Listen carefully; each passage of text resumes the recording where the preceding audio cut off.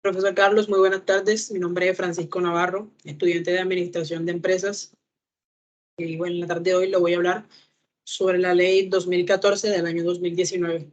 Pues continuamos. Bueno, entonces tenemos el primer artículo que tiene por objeto adoptar medidas para la sanción efectiva de los delitos cometidos contra la administración pública, también la administración de la justicia y que afecten el patrimonio del Estado. Entonces, lo que esta ley promueve, básicamente como lo dice ahí mismo el objeto, el primer artículo, es proteger el patrimonio del Estado de actos de corrupción en, en entidades públicas hechas por funcionarios públicos, de la redundancia, que cometan o que incurren en actos de delincuencia, en actos de corrupción, tomando de pronto recursos públicos en beneficio personal. Pues dice que a través de la eliminación de beneficios penales y de la modificación del régimen de inhabilidades para contratar con el Estado cuando se demuestra la comisión de actos de corrupción. Entonces aquí lo que trata de decir, lo que reposa sobre esta ley es que pues las personas o los funcionarios públicos que cometan luego que ya se demuestre que pues es real y pues se ha comprobado que estos funcionarios han incurrido en un delito, han hecho corrupción de algún modo, pues lo que hacen es pues que se encuentran inhabilitados para contratar, para hacer cualquier tipo de contrato con el Estado. Entonces, esto es lo que básicamente promueve esta ley. Dice lo anterior con el fin de garantizar el principio de constitucional, de igualdad y transparencia. Continuamos con el artículo 2 y nos habla sobre lo que venimos hablando en el primer artículo, que va de la mano, que es la inhabilidad para contratar. Entonces, estas personas, los funcionarios públicos que cometan corrupción, pues automáticamente cuando se demuestre que han cometido corrupción, ellos están inhabilitados para contratar, para hacer cualquier tipo de contratación. Las personas naturales que hayan sido declaradas responsables judicialmente por la comisión de delitos contra la administración pública o de cualquiera de los delitos o faltas contempladas por la ley 1474 de 2011, esta inhabilidad procederá preventivamente, aun en los casos en los que esté pendiente la decisión sobre la impugnación de la sentencia condenatoria.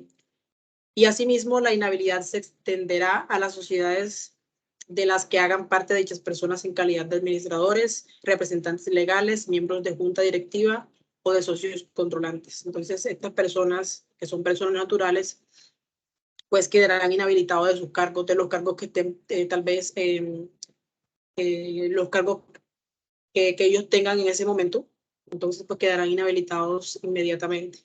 Eso es lo que básicamente dice el artículo 2 de esta ley.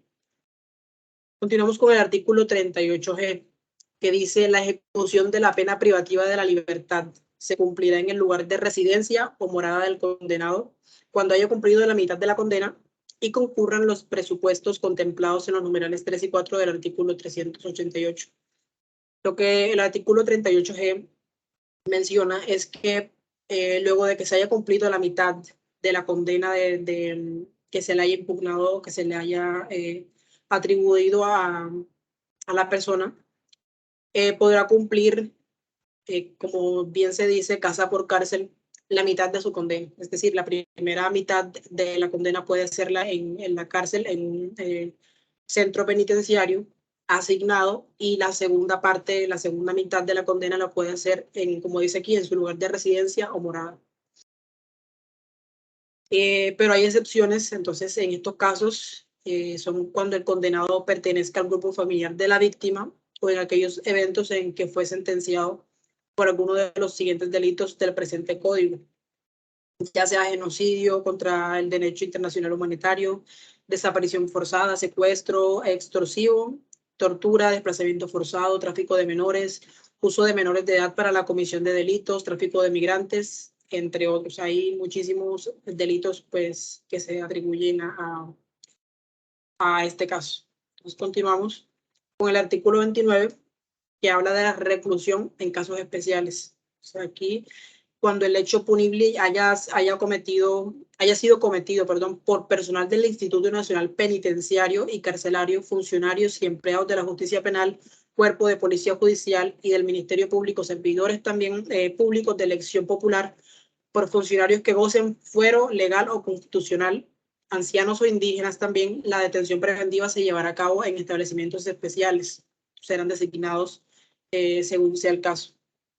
O en instalaciones proporcionadas por el Estado. Pues ya ahí se verá, dependiendo del caso de la persona, pues ya sea no sé, un policía judicial o ya sea un indígena o un anciano, pues ya se verá dependiendo de las características y las necesidades que requiere la persona en el momento, pues se elegirá un lugar u otro. Entonces, esto es en casos especiales, no se le dan a cualquier persona, solamente dependiendo de pronto en casos de incapacidad, en caso de que de pronto la persona no pueda, tal vez, no sé, cumplir su condena en cierto lugar por motivos de salud o por motivos mayores. Entonces, pues en estos casos que son especiales se hace una selección de un lugar adecuado. También se procederá a la reclusión en establecimiento o pabellón especial cuando se haya ordenado el arresto de fin de semana. También cuando el arresto haya sido ininterrumpido, el cumplimiento de fallos de tutela que impliquen privación de la libertad superior a los 10 días. Y también lo que disponga el artículo 28 de la Constitución Política. Estas son, pues, otras razones por las cuales se puede dar de manera especial una reclusión. Aquí menciono este parágrafo, que es el parágrafo 1 de esta ley, y dice: las entidades públicas o privadas interesadas podrán contribuir en la construcción de los centros especiales. Entonces, aquí de lo que veníamos hablando anteriormente, que decía el artículo pasado, las entidades públicas o privadas pueden construir estos centros especiales de reclusión para estas personas que necesiten de pronto cumplir su condena en lugares específicos. Entonces, pues lo pueden hacer voluntariamente. Dice: en el sostenimiento de dichos centros podrá participar entidades públicas y privadas sin ánimo de lucro. Entonces, solamente en estos casos.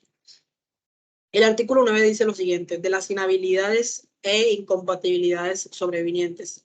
Si llegara a sobrevenir inhabilidad o incompatibilidad en el contratista, este cederá el contrato previa autorización escrita de la entidad contratante. O, si ello no fuera posible, renunciará a su ejecución.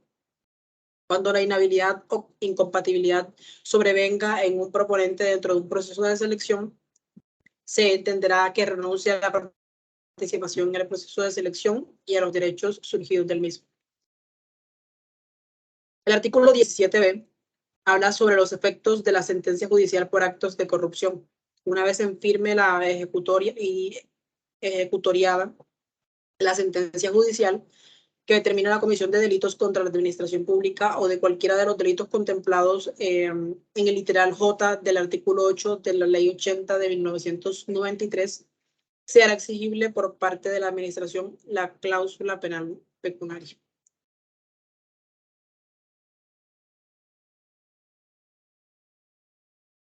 El artículo 9 dice: los condenados por corrupción, de acuerdo con lo estipulado en la presente ley, no podrán ejercer la cátedra en colegios ni en instituciones de educación superior oficiales.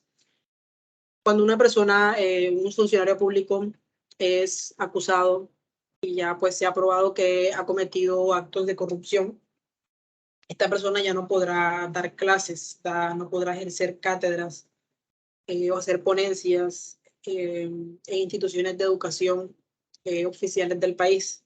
Se quedan inhabilitados inmediatamente luego que se demuestra que son culpables por el delito de corrupción. El artículo 10 habla ya pues sobre la vigencia de esta ley. Entonces, la presente ley rige hacia futuro a partir de su promulgación, es decir, queda pues, rige desde el momento en que se decreta, el momento en que se aprueba. Dice: respetando el principio de irretroactividad, decir que pues no se puede modificar, no se puede cambiar, no se puede alterar. Apenas pues la ley haya sido aprobada, se debe cumplir. Entonces, esto es lo que dice aquí. Dice: irretroactividad de la ley penal y deroga todas las disposiciones que le sean contrarias. Y eso es todo por hoy. Muchas gracias, profesor Carlos. Eso es todo lo que era todo por la exposición de la ley 2014 del año 2019. Gracias.